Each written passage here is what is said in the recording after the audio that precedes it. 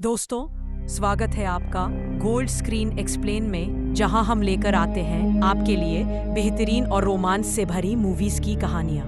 कहानी की शुरुआत में हम ड्रासा नाम की एक शार्प शूटर को देखते हैं जो पिछले कई घंटों से एक टनल में छुपी हुई है। दरअसल वह यहाँ अपने शिकार का इंतजार कर रही होती है। ड्रासा को पास के एयरपोर्ट पर एक गवर्नमेंट अफसर को मारने का टास्क दिया गया था। कुछ ही देर बाद रनवे पर एक प्लेन लैंड करता है। ड्रासा को जैसे ही अपना शिकार नजर आया, उसने उसे कई किलोमीटर दूर से एक ही शॉट में खत्म कर दिया। ड्रासा अपना ये काम इतनी बारीकी से अंजाम देती है कि वहाँ पर मौजूद गार्ड्स को पता ही नहीं चलता कि गोली किसने और कहाँ से चलाई। मिशन कंप्लीट करने के बाद ड्रासा अपनी माँ की कब्र पर जाती है, जहाँ उसका फादर पहले से ही मौजूद होता है। यहाँ हमें ड्रासा के बारे में एक और बात मालूम होती है कि जब भी वह किसी को अपनी राइफल से मारती है तो उस बुलेट के कवर को अपने पास रख लेती है और फिर वह इन बुलेट कवर्स को अपने पिता को सौंप देती है। दरअसल ड्रासा एक कॉन्ट्रैक्ट किलर थी। यह साल ऐसा नहीं होगा, मेरा कैंसर का लास्ट स्टेज चल रहा है, मेरे पास अब ज्यादा वक्त नहीं बचा और अगर आने वाले दिनों में मेरी मौत नहीं हुई तो मैं खुद 14 फरवरी वैलेंटाइन डे खत्म कर लूंगा, क्योंकि अब मेरे पास जीने की कोई वजह नहीं है। तुम्हारी माँ भी मर चुकी है और तुम भी अपने काम के चलते साल में 1-2 बार मुझसे मिलने आती हो, इसलिए हो सकता है ये हमारी आखिरी मुलाकात हो। ये सुनकर ड्रासा की आंखें भर आती हैं। अब यहाँ सीन शिफ्ट होता है और हम देखते हैं इस कहानी के दूसरे लीड कैरेक्टर लेवाई को। लेवाई की जिंदगी भी ठीक नहीं चल रही थी। उसे अक्सर भयानक सपने आते थे और नींद उसकी आंखों से कोसों दूर चली जाती थी। एक रात जब उसकी आंख बुरे सपने से खुलती है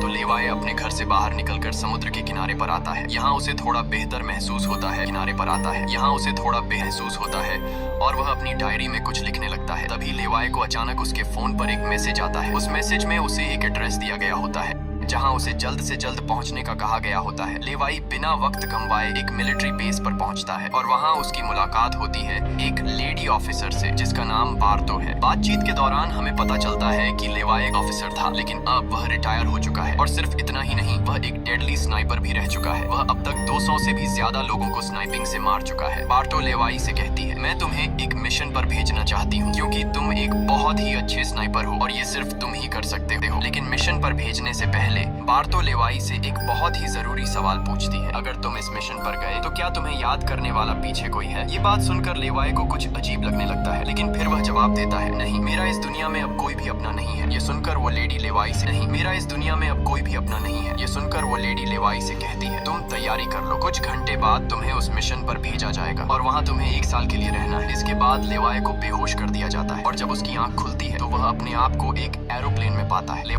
जो अंधेरे में छुपी थी। जेडी लेवाई की तरफ देखता है और कहता है, ये आवाज जो तुम सुन रहे हो ये उन क्रीचर्स की है जिन्हें हम होलोमैन कहते हैं। ये क्रीचर्स इस घड़े के अंदर रहते हैं और तुम्हारी यहाँ पर ड्यूटी ये है कि इस घड़े के अंदर से किसी भी क्रीचर को बाहर निकलने नहीं देना है। कहा जाता है कि 1940 में यूएस आर्मी के 2400 आर्मी सोल्जर्स को इस गड्ढे के अंदर भेजा गया था। करना है यही सवाल जब वो जेडी से पूछता है तो जेडी जवाब देता है, यहाँ एक बहुत ही गहरी खाई है जिसे गॉर्ज नाम दिया गया है। ये एक बहुत ही मिस्टीरियस और गहरी खाई है जिसके बॉटम तक आज तक कोई भी नहीं पहुंच पाया। तुम्हारा काम बहुत ही सिंपल है, तुम्हें इस खाई की पहरेदारी करनी है। इसके बाद वो लेवाई को यहाँ के स्ट्रिक्ट रूल्स बताता है। वह कहता है, तुम यहाँ से बाहर महीने में एक ही बार हेडक्वार्टर फोन कर सकते हो, चाहे कुछ भी हो जाए। अच्छी तरह से सुन लेता है, पर उसका सवाल एक ही था। वह पूछता है, आखिर यहाँ ऐसा क्या है जिसके लिए इतनी स्ट्रिक्ट सिक्योरिटी लगाई गई है? तभी जेडी एक ग्रेनेड निकालता है और इस ग्रेनेड को उस गहरी खाई में फेंक देता है। ग्रेनेड जैसे ही खाई की गहराइयों में धमाका करता है, वहाँ से एक अजीब भयानक आवाज गूंजने लगती है। वो आवाज किसी इंसान की बिल्कुल भी नहीं थी, वो किसी ऐसी चीज की थी। रिलोड रखना, क्योंकि हमले के दौरान ऑटोमेटिक गन्स तुम्हारी बहुत काम आएगी। और आखिरी बात, अगर तुम्हें कभी भी यहाँ तेज सायरन की आवाज सुनाई देने लगे तो तुम बिना सोचे समझे यहाँ से भाग जाना। जेडी कहता है, मुझे भी नहीं पता कि ऐसा क्यों बोला गया है, लेकिन मुझे जो पिछले ड्यूटी वर्कर ने बताया था वही मैं तुम्हें बता रहा हूँ। लेवाई उसकी सारी बातें अच्छी तरह से,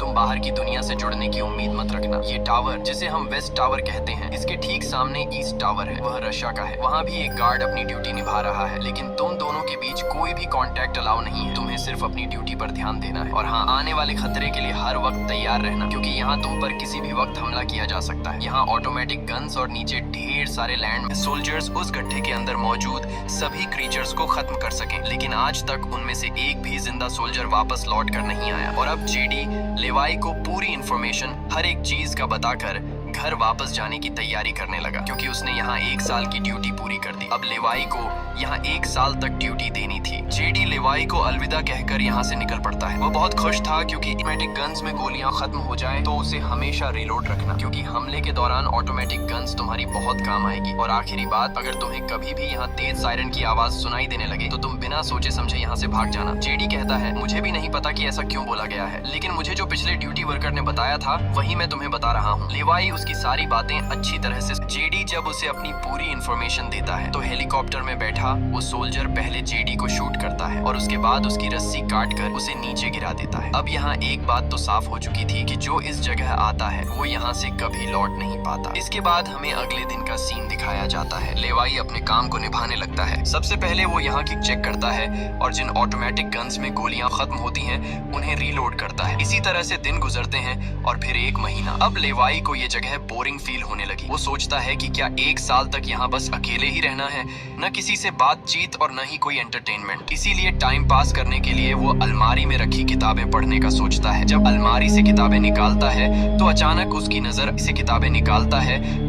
उसकी नजर अलमारी के पीछे की दीवार पर पड़ती है। उस दीवार पर कुछ नोट्स लिखे होते हैं। ये उन सभी लोगों के नोट्स थे जो इससे पहले इस टावर में अपनी ड्यूटी कर चुके थे। हर नोट में डर, अकेलापन और होलोमैन के खतरों का जिक्र था। एक दिन लेवाई को वेस्ट टावर से मशीन चलने की आवाज आती है। लेवाई जल्दी से अपने टेलीस्कोप से दूर से ईस्ट टावर को देखने की कोशिश करता है और तभी उसे एक लड़की दिखाई देती है। और ये लड़की कोई और नहीं बल्कि ड्रासा होती है, जो कि उसकी अच्छी स्नाइपिंग की वजह से उसे इस टावर पर ड्यूटी दे दी गई थी। ड्रासा की खूबसूरती देखते ही लेवाई की नजरें उस पर जम जाती हैं, लेकिन लेवाई उससे बात नहीं कर पाता क्योंकि ऐसा करना रूल्स की खिलाफ वर्जी थी। और ड्रासा को भी वेस्ट टावर में बैठे लेवाई के बारे में पता चल चुका। तरह से दिन गुजरते हैं और ये दोनों सोचते हैं कि क्या हमें एक दूसरे से बात करनी चाहिए या नहीं। कुछ दिन बाद ड्रासा का जन्मदिन आता है। अकेलेपन में घिरी हुई ड्रासा को लगता है कि उसे किसी से बात करनी चाहिए। वो लेवाई से बात करने की कोशिश करती है। ड्रासा एक व्हाइट बोर्ड के जरिए लेवाई से पूछती है, तुम्हारा नाम क्या है? इस पर लेवाई को रूल्स याद आते हुए कहता है कि नाम बताना अलाउड नहीं है, लेकिन ड्रासा मुस्कुराते हुए अपना बताती है, मेरा नाम ड्रासा है। लेवाई भी ज्यादा न सोचते हुए अपना नाम बता देता है। ड्रासा बताती है कि आज मेरा बर्थडे है और ड्रासा अपने बर्थडे को सेलिब्रेट करते हुए डांस करने लगती है। ड्रासा लेवाई से पूछती है, क्या तुम्हें डांस करना आता है? लेवाई बताता है, नहीं, मुझे डांस करना बिल्कुल भी नहीं आता। जिस पर ड्रासा पूछती है, तो फिर तुम्हें क्या करना आता है? लेवाई जवाब देते हुए बोर्ड पर लिखता है, मैं शूटिंग थोड़ी बहुत अच्छी भी महसूस नहीं होता था। पर एक दिन ड्रासा बहुत ज्यादा सैड होती है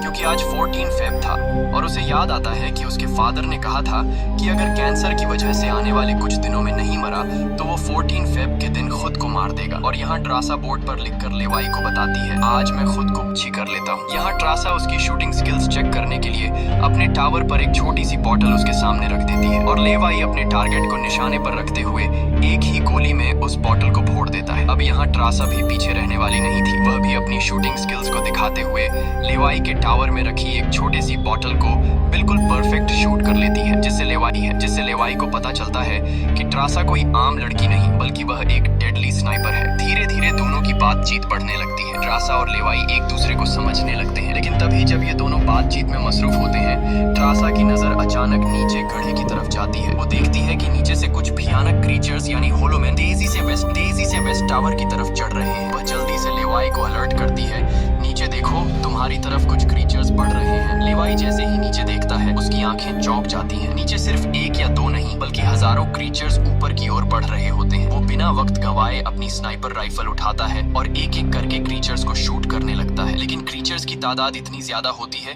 कि लेवाई उन्हें अकेले संभाल नहीं पाता। इसलिए ड्रासा भी अपनी मशीन गन से गोलियां बरसाने लगती है। अब वेस्ट टावर यानी ड्रासा की तरफ भी क्रीचर्स बढ़ने लगे। ये दोनों अपनी अपनी साइड से इन क्रीचर्स को मारने लगते हैं, लेकिन तभी लेवाई देखता है कि एक क्रीचर ऊपर ड्रासा के टावर तक पहुंच चुका है और वह क्रीचर जैसे ही ड्रासा पर हमला करने वाला होता है तो लेवाई ईस्ट टावर अपनी जबरदस्त स्नाइपिंग स्किल्स का इस्तेमाल करते हुए उस क्रीचर को मार गिराता है। अब लेवाई और ड्रासा दोनों को एहसास हो जाता है कि इस खतरनाक जगह में अगर जिंदा रहना है तो उन्हें मिलकर लड़ना होगा। सब कुछ संभालने के बाद ड्रासा बताती है, ये मेरी लाइफ का सबसे बेस्ट बर्थडे था। अगली सुबह लेवाई नीचे लगी लैंड माइन्स को ठीक करता है। महसूस कर रही हूँ, अगर आज मेरे पास कोई होता तो बहुत अच्छा होता। लेवाई को भी पहले ही दिन से ड्रासा से मिलने का मन था और आज वो खुद को रोक नहीं पाता। वो ड्रासा के पास जाने का प्लान बना लेता है। वह एक रॉकेट लॉन्चर के जरिए ईस्ट टावर तक पहुंचने का जुगाड़ कर लेता है। अगली सुबह वो रॉकेट लॉन्चर का इस्तेमाल करके एक मजबूत रस्सी को ड्रासा की तरफ फेंकता है, क्योंकि आगे रस्सी की ढलान खत्म हो चुकी थी। इसलिए अब लेवाई हाथों की मदद से आगे बढ़ने लगता है और करीब आधा घंटा हाथों की मदद से सफर करने के बाद वो ड्रासा के टावर तक पहुंच जाता है। ड्रासा उसे वेलकम करती है और कहती है, तुमसे बहुत ही गंदी पसीने की बू है, इसलिए पहले तुम नहा लो, फिर मैं तुमसे मिलूंगी। लेवाई को ये सुनकर हंसी आ जाती है। वह कुछ कहता नहीं, बस सिर हिलाकर मान जाता है। ड्रासा यहाँ पर शरारत करते हुए उसके कपड़े दूर जाकर छिपा लेती है और सीसीटीवी कैमरा के जरिए लेवाई को देख रही होती है, जो टावर में मौजूद शावर में नहा रहा होता है। उसके बाद लेवाई और ड्रासा एक साथ बैठकर काफी देर तक बातें करते हैं। ड्रासा उससे अपनी पूरी स्टोरी बताती है और बताती है कि अब इस दुनिया में मेरा कोई नहीं रहा, सिर्फ मेरे फादर जिंदा बचे थे और कल के दिन उसने भी खुद को मार दिया होगा। यहाँ लेवाई भी ड्रासा को रात में आने वाले भयानक सपने और अपने उन दिनों के किस्से सुनाता है जब वो यूएस आर्मी में था। इस तरह से बातें करते करते रात हो जाती है। ड्रासा यहाँ एक सॉफ्ट म्यूजिक लगा लेती है।